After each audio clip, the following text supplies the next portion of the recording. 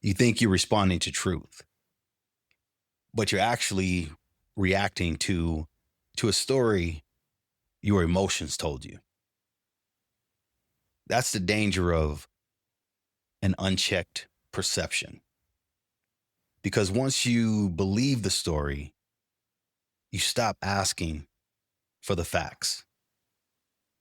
And leadership built on false assumptions will always collapse under pressure.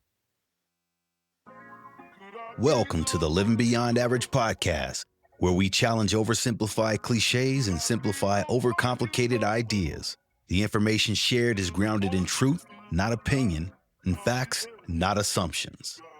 Today's episode is titled, Your Perception is Not Always Reality.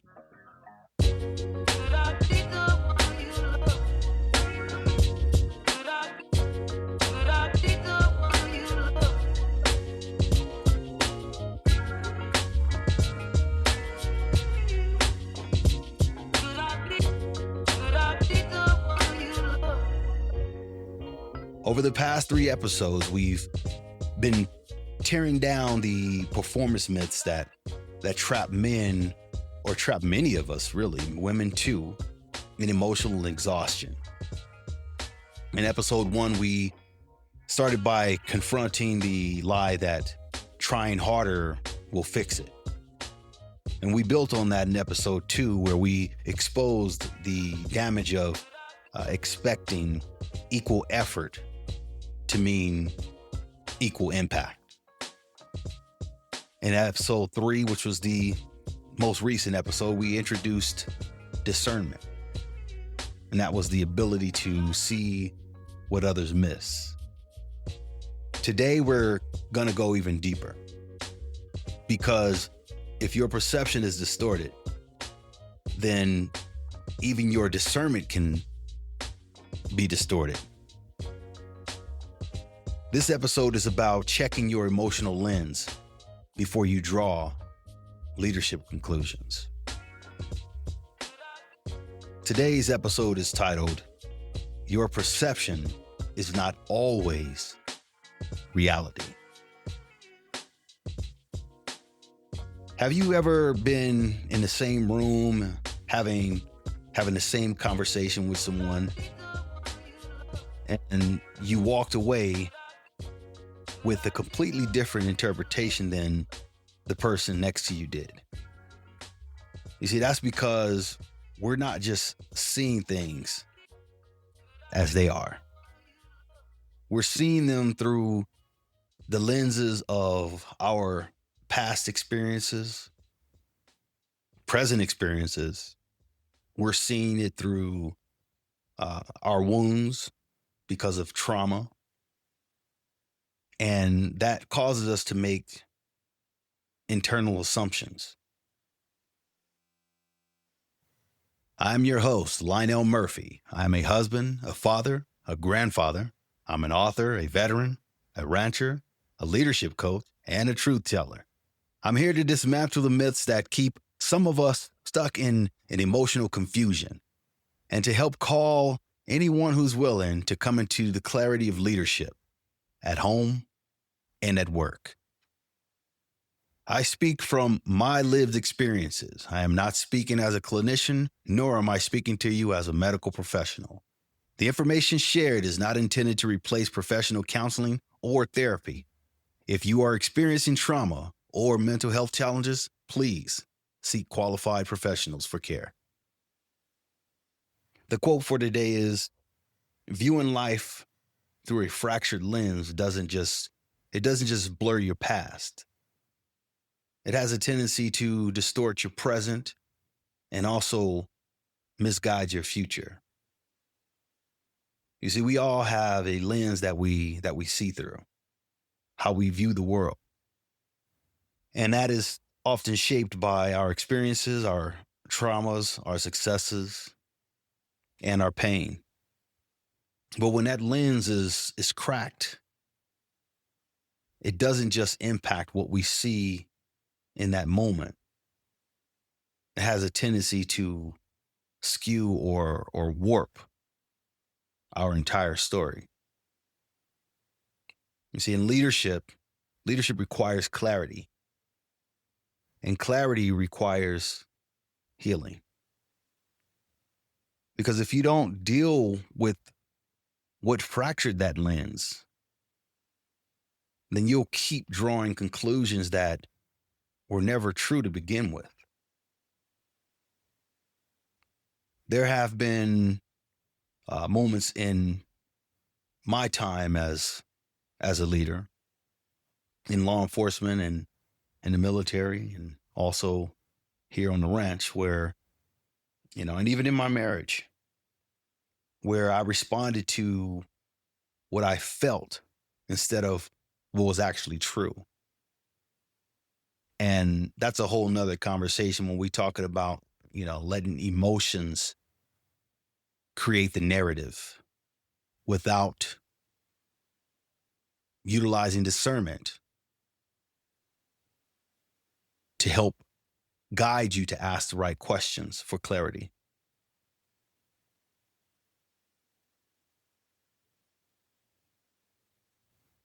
So one time I assumed someone intentionally skipped out on helping with the ranch event. I was frustrated. I played the whole story in my head, and the narrative that came out was they don't respect the work. They're not serious about being here, helping. They don't see my vision. They don't value what it is that we're building here.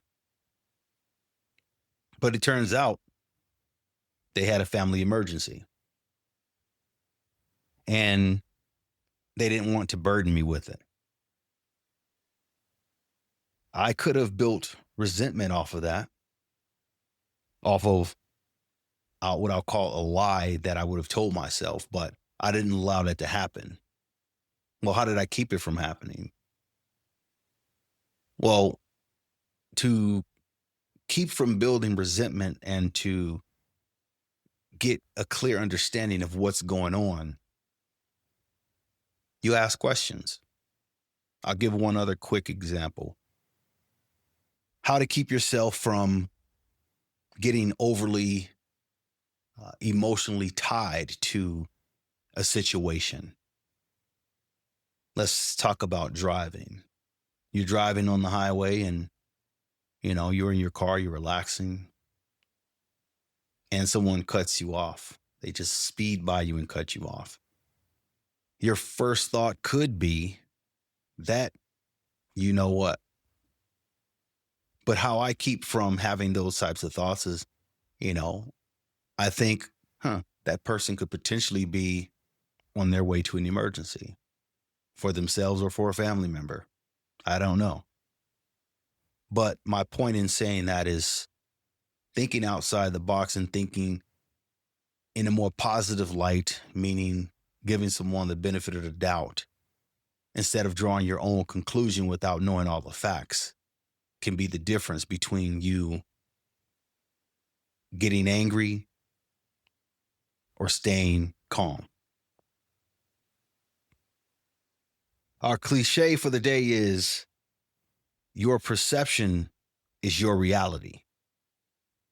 The problem with this cliche or this statement is it sounds empowering, but it can be dangerous, especially when your perception is shaped by pain or unprocessed trauma or experiences. Your perception may feel true, but that doesn't make it fact. You see, trauma, fear, and even ego can distort what we see, hear, and sometimes what we believe. See, leadership built on perception without verification becomes a guessing game. And when you use guessing as a way to guide you, just know that is no way to lead. It's not efficient.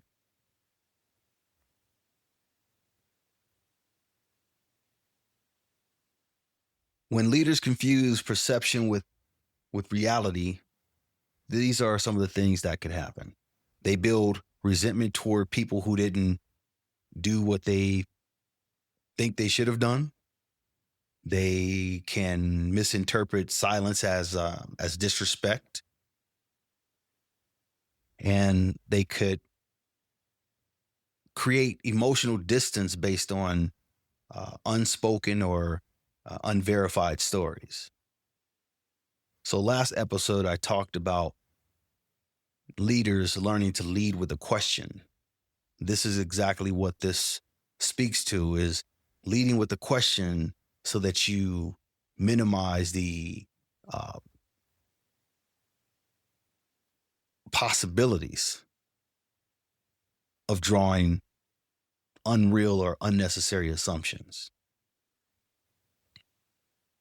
And when perception becomes your compass, your guide, you may end up defending the wrong things, and in doing so, destroy other things.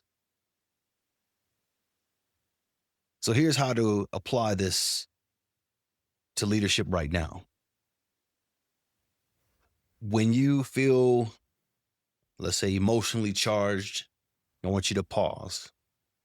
Then I want you to ask yourself internally, what facts support what I'm feeling right now?